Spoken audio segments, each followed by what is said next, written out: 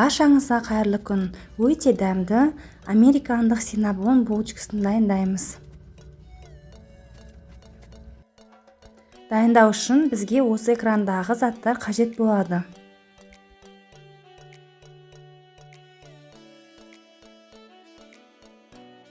Ыдысымызға сүттен құямыз. Тұз, құмшекер, дрожь салып, венчикпен араластырамыз. 2 қасық ұн саламыз. Жақсылап араластырып, апара жасап аламыз. Бетін пищевой пленкамен жабамыз және жылы жерге көтерілгенше қоямыз. Менде 20 минут уақыт өтті. Осылай қалпақша болып көтерілді. Енді оған ерітілген сары майымызды құйып араластырамыз және жұмыртқамызды саламыз. Оны да араластырамыз.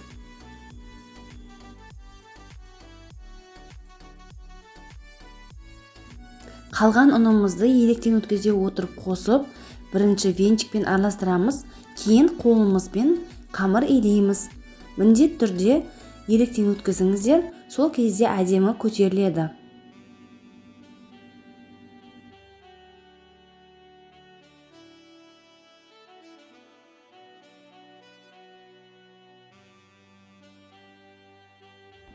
Қамырымыз осылайша жұмсақ болып иленді, бірақ қолға жабыспайды. Енді оның бетін пищевой пленкамен жауып, жылы жерге көтерілгенше қойып қоямыз.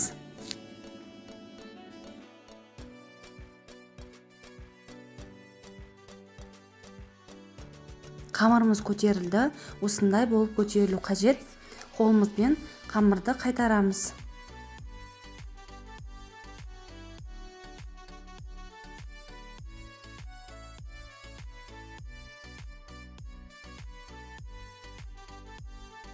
Қамырды сопақша қылып, жұқалап жайып шығамыз.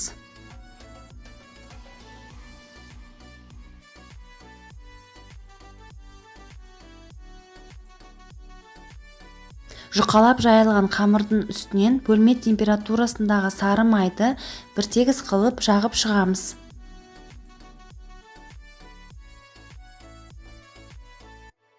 Үстінен құмшекер мен корицаны себеміз.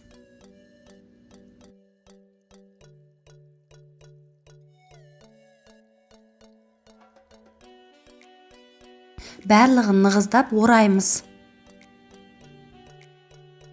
Оралған қамырымызды осы видеодағыдай майда бөліктерге бөлеміз. Осынша бөліктерге бөлдік. Противеніміз сары маймен майлап, қамырларымызды орналастырамыз.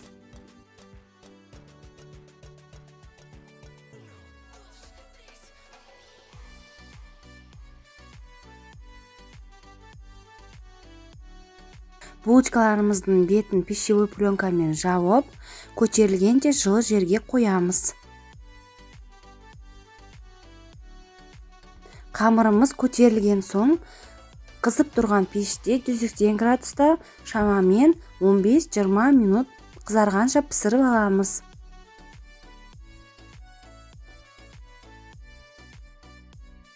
Оға дейін біз бетіне жағатын крем дайындаймыз.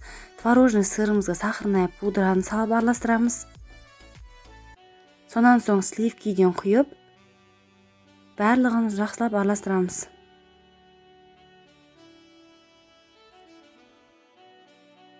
Бетіне жағатын креміміз дайын, ол осындай болып шығады.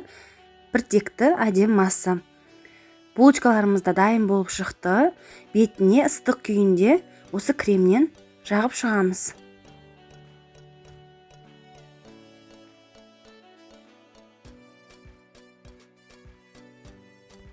Булочкаларымыз дайын. Енді дәмін көрейік.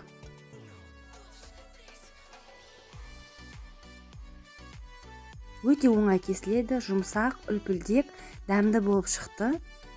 Егер сіздерге видео ұнаса, лайк басып, пікір қалдыруды ұмытпаңыздар.